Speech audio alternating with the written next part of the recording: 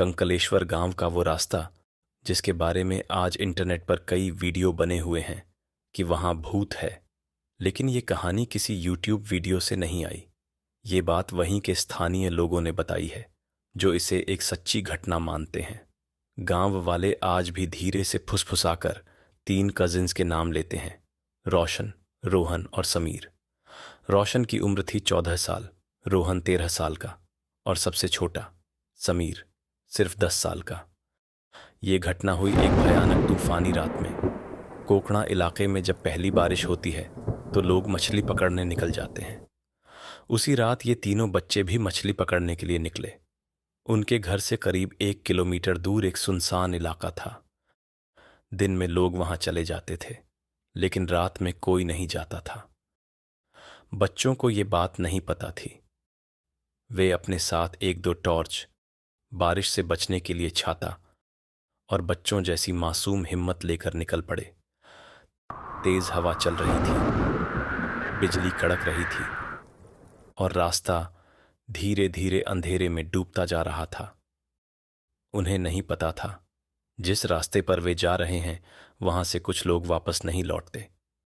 तो एक बहती धारा के पास तीनों लड़के मछली पकड़ने लगे। शुरुआत में सब सामान्य था। पानी का बहाव तेज था, बारिश अब भी हल्की हल्की गिर रही थी। धीरे धीरे समय बीतता गया। अजीब बात यह थी कि उन्हें उस दिन बहुत ज्यादा मछलियां मिलने लगीं, इतनी जितनी उन्हें पहले कभी नहीं मिली थी। रोशन ने हंसते हुए कहा, आज तो किस्मत खुल गई। तीनों वहीं रुकते चले गए। लेकिन जैसे जैसे रात गहराती गई, माहौल बदलने लगा। हवा ठंडी हो गई। पेड़ों की आवाज अब हवा जैसी नहीं लग रही थी। ऐसा लग रहा था जैसे कोई धीरे धीरे उनके चारों तरफ घूम रहा हो। तभी समीर ने पूछा, भैया, क्या आपने किसी को हमारा नाम लेते सुना? रोहन ने कहा, तू डर गया है। लेकिन रोशन चुप हो गया, क्योंकि उसने भी वही आवाज सुनी थी, बहुत धीमी, लगभग फुसफुसाहट जैसी। उन्होंने सोचा शायद पानी की आवाज होगी, लेकिन फिर आवाज दोबारा आई। इस बार तीनों के नाम अलग अलग, और हर बार आवाज पानी की उलटी दिशा से आ रही थी। तभी उनकी एक टॉर्च अपने आप बंद हो गई। दूसरी टॉर्च में रोशनी तो थी, लेकिन वो रोशनी पानी पर अजीब तरह से कांप रही थी, जैसे पानी नहीं, कुछ और हिल रहा हो। रोशन ने कहा, अब चलते हैं। लेकिन जैसे ही वे उठे, उन्हें महसूस हुआ जिस रास्ते से वे आए थे वह रास्ता अब पहचान में नहीं आ रहा था। पेड़ वहीं थे, धारा वहीं थी, लेकिन जगह वही नहीं लग रही थी। तभी उन्हें फिर से आवाज सुनाई दी, इस बार बहुत पास से।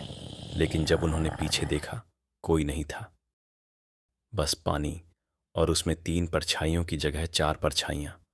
समीर डर के मारे रोशन का हाथ पकड़ लिया और उसी पल समीर ने कहा, भैया, मेरे पैर में कोई पकड़ रहा है।